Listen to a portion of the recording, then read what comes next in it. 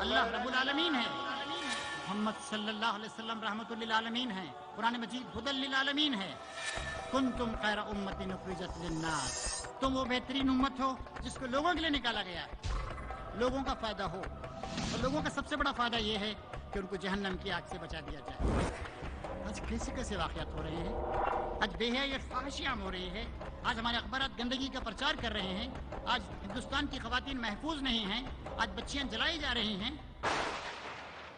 تو مسلمان رحمت بن جائیں ساری دنیا میں۔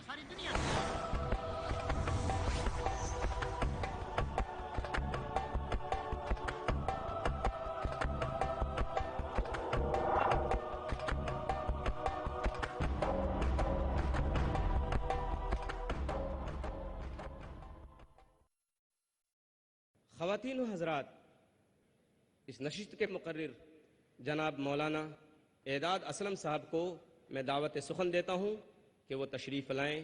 مولانا اعجاز اسلم صاحب۔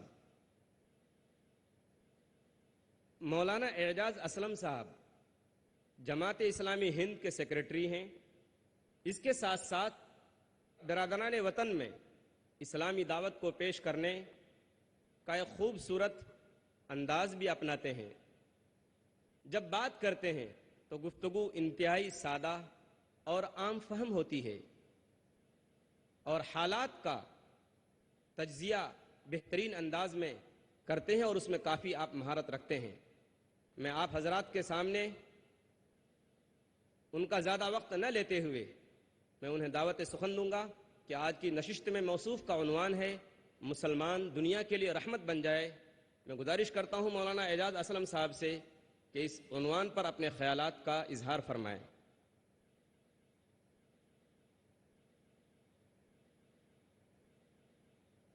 الحمد للہ رب العالمین، والصلاة والسلام علی رسولہ الکریم وعلی آلہ واصحابہ اجمعین الی یوم الدین۔ ساری تعریف اور سارا شکر اللہ تبارک و تعالیٰ کے لیے۔ ہم اسی کی تعریف بیان کرتے ہیں، اسی کے آگے اپنا سر نیاز جھکاتے ہیں، اپنے تمام معاملات میں اسی سے مدد اور استعانت طلب کرتے ہیں۔ زندگی کی گزرگاہوں سے گزرتے ہوئے جو غلطیاں اور کوتاہیاں ہم سے سرزد ہوتی ہیں، ان پر اسی سے معافی اور مغفرت کے طلبگار۔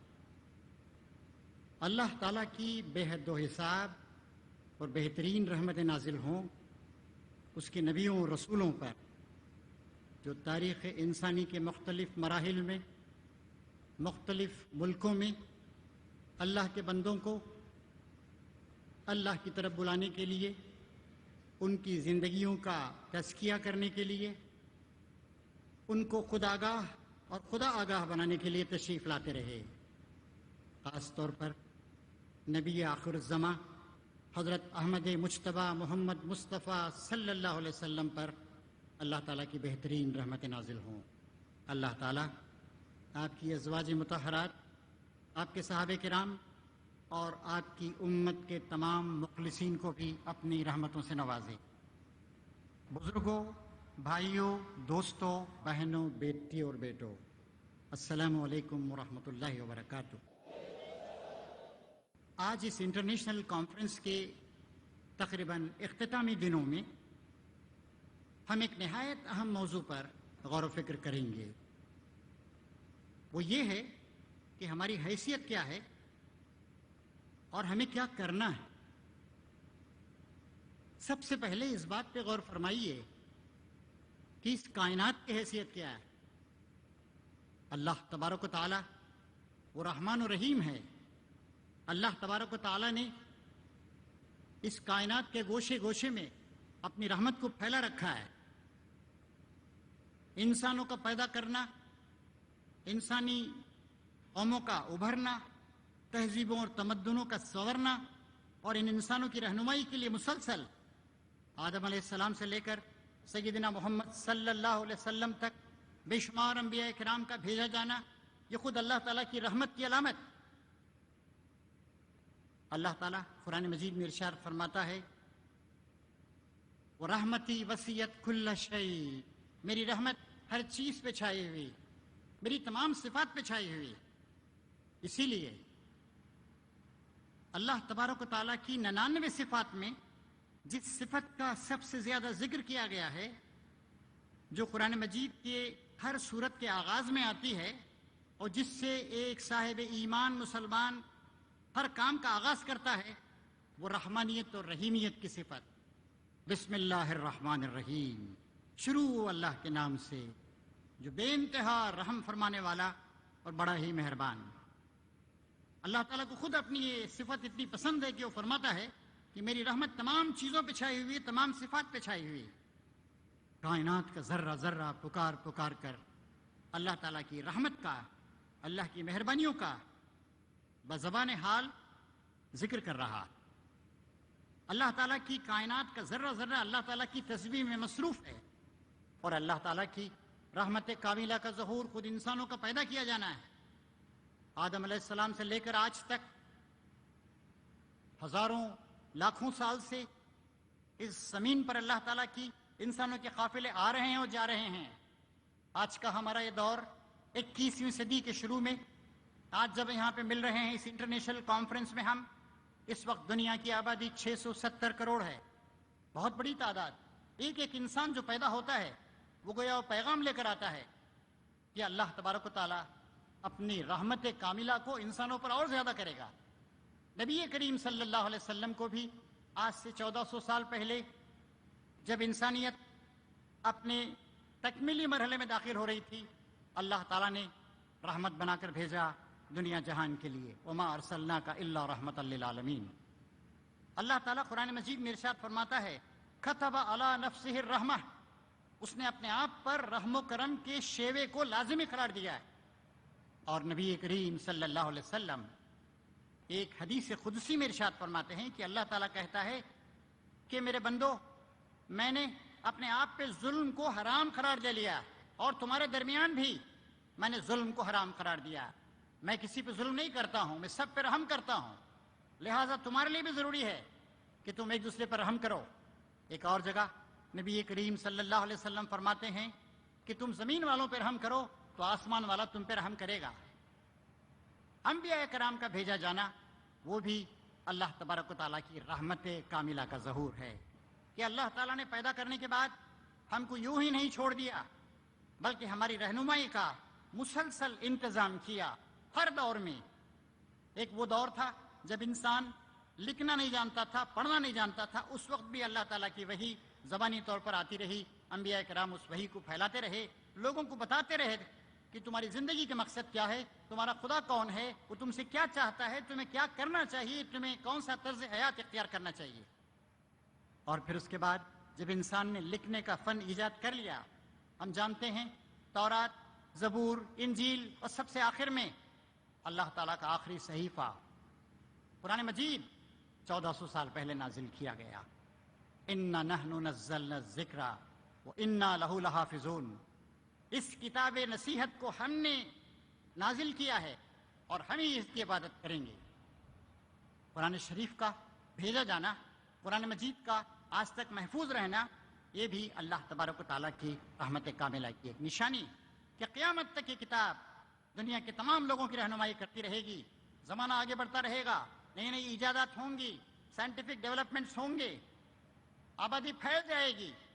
وہ آبادی جو نبی کریم صلی اللہ علیہ وسلم کے زمانے میں انسانی آبادی جو تقریباً 30 کروڑ تھی، اب 670 کروڑ تک پہنچ گئی۔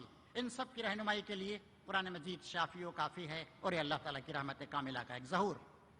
نبی کریم صلی اللہ علیہ وسلم اپنی ایک حدیث میں ارشاد فرماتے ہیں، بخاری اور مسلم کی یہ حدیث ہے کہ جس دن اللہ تعالیٰ نے اس کائنات کو پیدا کیا، اس دن اپنی رحمت کے 100 حصے کیے، اور ان میں سے ایک حصے کو لے کر اپنی ساری مخلوقات میں بکھیر دیا۔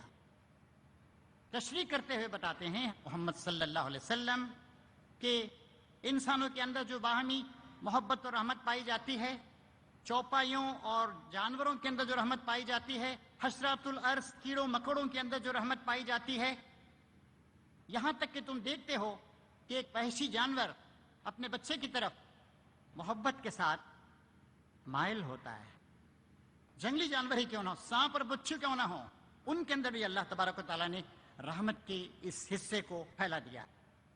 چنانچہ فرماتے ہیں نبی کریم صلی اللہ علیہ وسلم کہ ایک حصے رحمت کو اللہ تعالیٰ نے ساری کائنات میں، ساری مخلوقات میں بکھیر دیا ہے اور 99 حصوں کو اپنے پاس ابھی محفوظ رکھتا ہے.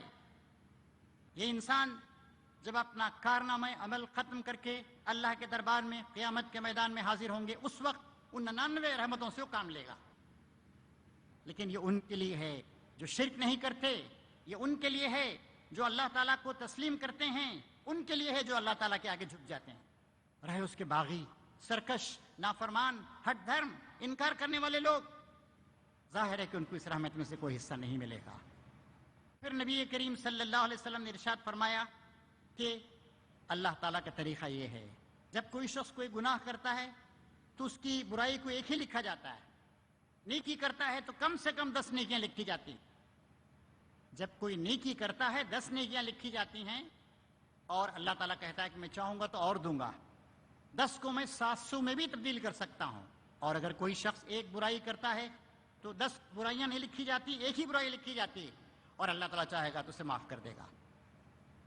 اس حدیث میں بھی جو حدیث قدسی ہے، رسول اکرم صلی اللہ علیہ وسلم فرماتے ہیں کہ اللہ تعالیٰ فرماتا ہے جو میری طرف ایک بالش بڑھتا ہے میں 2 بالش اس کی طرف بڑھتا ہوں، جو میری طرف ایک ہاتھ بڑھتا ہے میں اس کی طرف 2 ہاتھ بڑھتا ہوں، جو میری طرف چل کر آتا ہے میں دوڑ کر اس کی طرف جاتا ہوں.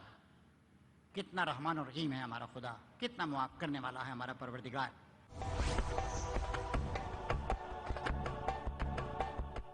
نبی کریم صلی اللہ علیہ وسلم اپنی ایک حدیث میں ارشاد فرماتے ہیں، بخاری اور مسلم کی یہ حدیث ہے کہ جس دن اللہ تعالیٰ نے اس کائنات کو پیدا کیا، اس دن اپنی رحمت کے 100 حصے کیے اور ان میں سے ایک حصے کو لے کر اپنی ساری مخلوقات میں بکھیر دیا. تشریح کرتے ہوئے بتاتے ہیں محمد صلی اللہ علیہ وسلم کہ انسانوں کے اندر جو باہمی محبت اور رحمت پائی جاتی ہے، چوپایوں اور جانوروں کے اندر جو رحمت پائی جاتی ہے، حشرات الارض کیڑوں مکوڑوں کے اندر جو رحمت پائی جاتی ہے، یہاں تک کہ تم دیکھتے ہو کہ ایک وحشی جانور اپنے بچے کی طرف محبت کے ساتھ مائل ہوتا ہے. جنگلی جانور ہی کیوں نہ ہو، سانپ اور بچھو کیوں نہ ہو، ان کے اندر بھی اللہ تبارک و تعالیٰ نے رحمت کے اس حصے کو پھیلا دیا. چنانچہ فرماتے ہیں نبی کریم صلی اللہ علیہ وسلم کہ ایک حصے رحمت کو اللہ تعالیٰ نے ساری کائنات میں، ساری مخلوقات میں بکھیر دیا ہے اور 99 حصوں کو اپنے پاس ابھی محفوظ رکھا ہے. یہ انسان جب اپنا کارنامہ عمل ختم کر کے اللہ کے دربار میں قیامت کے میدان میں حاضر ہوں گے، اس وقت ان 99 رحمتوں سے وہ کام لے گا. لیکن یہ ان کے لیے ہے جو شرک نہیں کرتے، یہ ان کے لیے ہے جو اللہ تعالیٰ کو تسلیم کرتے ہیں، ان کے لیے ہے جو اللہ تعالیٰ کے آگے جھک جاتے ہیں. رہے اس کے باغی، سرکش، نافرمان، ہٹ دھرم، انکار کرنے والے لوگ، ظاہر ہے کہ ان کو اس رحمت میں سے کوئی حصہ نہیں ملے گا. پھر نبی کریم صلی اللہ علیہ وسلم نے ارشاد فرمایا کہ اللہ تعالیٰ کا طریقہ یہ ہے، جب کوئی شخص کوئی گناہ کرتا ہے تو اس کی برائی کو ایک ہی لکھا جاتا ہے، نیکی کرتا ہے تو کم سے کم 10 نیکیاں لکھی جاتی. جب کوئی نیکی کرتا ہے 10 نیکیاں لکھی جاتی ہیں، اور اللہ تعالیٰ کہتا ہے کہ میں چاہوں گا تو اور دوں گا، 10 کو میں 700 میں بھی تبدیل کر سکتا ہوں. اور اگر کوئی شخص ایک برائی کرتا ہے تو 10 برائیاں نہیں لکھی جاتی، ایک ہی برائی لکھی جاتی ہے، اور اللہ تعالیٰ چاہے گا تو اسے معاف کر دے گا. اس حدیث میں بھی جو حدیث قدسی ہے، رسول اکرم صلی اللہ علیہ وسلم فرماتے ہیں کہ اللہ تعالیٰ فرماتا ہے جو میری طرف ایک بالش بڑھتا ہے میں 2 بالش اس کی طرف بڑھتا ہوں، جو میری طرف ایک ہاتھ بڑھتا ہے میں اس کی طرف 2 ہاتھ بڑھتا ہوں، جو میری طرف چل کر آتا ہے میں دوڑ کر اس کی طرف جاتا ہوں. کتنا رحمان و رحیم ہے ہمارا خدا، کتنا معاف کرنے والا ہے ہمارا پروردگار. اور یہ ہر انسان کے لیے ہے، جو بھی اللہ کی طرف رجوع کرے گا تو اللہ تعالیٰ ظاہر ہے کہ اس پہ ریسپونڈ کرے گا، اس کا جواب دے گا. ایک اور جگہ اللہ تعالیٰ ارشاد فرماتا ہے، قل یا عبادی الذین اسرفوا علی انفسہم لا تقنطوا من رحمت اللہ ان اللہ یغفر الذنوب جميعا. اے میرے وہ بندو جنہوں نے اپنی جانوں پہ ظلم کیا ہے، اللہ کی رحمت سے مایوس نہ ہو جاؤ، اللہ تعالیٰ تو تمام گناہوں کو معاف کر دیتا ہے. نبی کریم صلی اللہ علیہ وسلم کا ارشاد گرامی ہے، جب یہ آیت نازل ہوئی کہ یہ بڑے ہی خوشی کے لمحات میرے لیے اور بڑی ہی پیاری اور پاکیزہ آیت ہے جو مجھ پہ نازل ہوئی ہے. ایک اور جگہ سورہ بقرہ میں ارشاد ہوتا ہے، وَإِذَا سَأَلَكَ عِبَادِي أَنِّي فَإِنِّي قَرِيبٌ اجیب دعوت الداعی اذ دعان فلیستجیبوا لی ولیؤمنوا بی لعلہم یرشدون۔ میرے بندے جب میرے بارے میں پوچھیں تو انہیں بتا دو کہ میں بہت قریب ہوں۔ پکارنے والا جب پکارتا ہے، دعا کرتا ہے، تو میں اس کی پکار کو سنتا ہوں اور اس کا جواب دیتا ہوں۔ پروردگار رب العالمین وہ کوئی اندھا بہرا خدا نہیں ہے، وہ ایسا نہیں ہے جو کہیں کسی خاص پہاڑی کی چوٹی پہ چڑھ کے بیٹھ گیا ہو۔ وہ ساری کائنات کا رب ہے، پروردگار ہے، خالق ہے، مالک ہے، حاکم ہے، مدبر ہے، ہر آن ساری دنیا کو کنٹرول کر رہا ہے۔ فرماتا ہے کہ جب پکارنے والا مجھے پکارتا ہے، دعا کرتا ہے، مانگتا ہے، تو میں اس کی پکار پہ لبیک کہتا ہوں، جواب دیتا ہوں۔ اب اللہ تعالیٰ کہہ رہا ہے کہ لہٰذا میرے بندوں کے لیے بھی ضروری ہے کہ میری پکار پہ لبیک کہیں، میں نے اپنی طرف بلا رہا ہوں۔ واللہ یدعو الی دار السلام، اللہ تعالیٰ سلامتی کے اس گھر کی طرف، جنت کی طرف جو ہمیشگی کا گھر ہے، اس کی طرف بلا رہا ہے، اسلام کی طرف بلا رہا ہے، قرآن کی طرف بلا رہا ہے، پاکیزہ تعلیمات کی طرف بلا رہا ہے، اپنی اطاعت اور عبادت کی طرف بلا رہا ہے۔ تو میرے جو بندے ہیں وہ سارے بندے ہیں، صرف مسلمانوں سے نہیں کہا جا رہا ہے۔ قرآن مجید کی تعلیمات تمام انسانوں کے لیے ہیں۔ وہ میری پکار پہ لبیک کہیں، میری پکار جو اسلام کی پکار ہے، اطاعت کی پکار ہے، وفاداری کی پکار ہے، میرے بندے بننے کی پکار ہے، میری دنیا میں میرے بندے بن کے زندگی گزارنے کی پکار ہے، وہ اس پہ لبیک کہیں۔ حضور سے کہا جا رہا ہے آپ بتا دیجئے بات ان کو تاکہ راہ راست پا لیں۔ نبی کریم صلی اللہ علیہ وسلم نے اپنی تعلیمات کے ذریعے سے بتایا، مثلاً ایک بار ایک مہم پر آپ نے دیکھا کہ ایک قیدی عورت کا بچہ کھو گیا ہے اور وہ پریشان ہے، دوسروں کے بچوں کو اپنے سینے سے لگا رہی ہے۔ نبی کریم صلی اللہ علیہ وسلم نے پوچھا اپنے ساتھیوں سے، اے میرے صحابہ، کیا یہ عورت اپنے ہاتھ سے اپنے بچے کو آگ میں ڈالنا پسند کرے گی؟ صحابہ نے کہا یا رسول اللہ یہ کیسے ہو سکتا ہے، وہ تو اپنی سی کوشش کرے گی کہ بچہ آگ میں نہ جانے پائے۔ نبی کریم صلی اللہ علیہ وسلم نے فرمایا یہ ماں اپنے بچے سے جتنی محبت کرتی ہے تمہارا خدا اس سے زیادہ تم سے محبت کرتا ہے، سارے انسانوں سے۔ اللہ کی محبت، اللہ کی رحمت، رحمت کاملہ ہے، رحمت عامہ ہے۔ اس کی رحمت ساری چیزوں پر، ساری کائنات پہ چھائی ہوئی ہے، یہاں تک کہ جانوروں میں، جنات اور انسانوں میں، حشرات الارض میں، وحشی جانوروں تک میں جو محبت کے آثار اور رحمت کی نشانیاں ہمیں ملتی ہیں وہ بھی اللہ تعالیٰ کی رحمت کا ایک حصہ ہے۔ اس خدا نے اسلام کو ہمارے لیے بھیجا، پہلے انسان آدم علیہ السلام سے بھیجا، بے شمار انبیاء کرام مختلف زمانوں میں مختلف زبانوں میں اس پیغام کو لاتے رہے، اور سب سے آخر میں سیدنا محمد صلی اللہ علیہ وسلم کے ذریعے سے اس کو بھیجا۔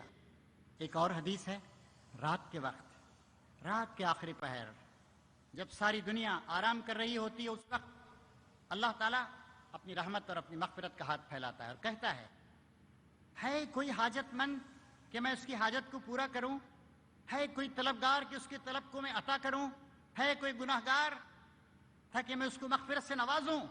اور طلوع فجر کے لمحات تک یہ پکار بلند ہوتی رہتی ہے ہر رات کو۔ اس انداز سے کہا ہے نبی کریم صلی اللہ علیہ وسلم نے کہ گویا اللہ تعالیٰ آسمان دنیا پہ نازل ہوتا ہے۔ یاد رکھنے کی بات یہ ہے کہ اللہ نہ کہیں آتا ہے، نہ جاتا ہے، نہ کسی طرف رخ کرتا ہے۔ سمجھانے کے لیے ایک بات کہی جا رہی ہے کہ اللہ تم سے قریب آ جاتا ہے، پھر وہ کہتا ہے وَهُوَ مَعَكُمْ أَيْنَمَا كُنْتُمْ، تم جہاں کہیں بھی ہو تمہارے ساتھ ہر وقت مدد کر رہا ہے، اس کے فرشتے ہماری مدد کر رہے ہیں۔ اور پھر جو لوگ خاص طور سے اس پر ایمان لاتے ہیں، ان الذین قالوا ربنا اللہ ثم استقاموا تتنزل علیہم الملائکہ الا تخافوا ولا تحزنوا وابشروا بالجنۃ التي کنتم توعدون نحن اولیاؤکم فی الحیاۃ الدنیا وفی الآخرہ وَلَكُمْ فِيهَا مَا تَشْتَهِي أَنفُسُكُمْ وَلَكُمْ فِيهَا مَا تَدَّعُونَ نُزُلًا مِّن غَفُورٍ رَحِيمٍ۔ اللہ تبارک و تعالیٰ اس آیت شریفہ میں ہم کو بتا رہا ہے کہ کس طریقے سے اللہ تبارک و تعالیٰ کس طریقے سے ہم سے قریب ہے، کس طریقے سے ہمیں بلا رہا ہے، کس طریقے سے اپنی رحمتوں کو ہم پر لٹا رہا ہے۔ ہر وقت اس کی رحمتیں ہم سے قریب ہیں، کبھی دور نہیں ہیں۔ پھر اب اس پہلو پہ آپ غور فرمائیے کہ اللہ تعالیٰ نے رسالت کا جو سلسلہ جاری کیا، سب سے آخر میں سیدنا محمد صلی اللہ علیہ وسلم کو بھیجا، ان کی ساری تعلیمات کی حفاظت کا انتظام کیا، اور ان کے بارے میں ایک طرف یہ کہا وَمَا أَرْسَلْنَاكَ إِلَّا كَافَّةً لِلنَّاسِ بَشِيرًا وَنَذِيرًا، ہم نے جو آپ کو بھیجا ہے دنیا جہان کے لوگوں کے لیے، ساری انسانیت کے لیے خوشخبری دینے والا، ڈرانے والا بنا کے بھیجا ہے۔ اور ایک اور جگہ ارشاد فرمایا وما ارسلناک الا رحمۃ للعالمین، ہم نے جو آپ کو بھیجا ہے تو دنیا جہان کے لوگوں کے لیے ہم نے رحمت کا سرچشمہ، رحمت کا خزانہ بنا کے بھیجا ہے۔ نبی کریم صلی اللہ علیہ وسلم کی دعوت صرف عربوں کے لیے نہیں تھی، ورنہ ہم اجمی لوگ، ہندوستان کے رہنے والے لوگ ان پر ہم ایمان نہیں لاتے، سب کے لیے تھی۔ آپ کی رحمت کاملہ سب کے لیے تھی۔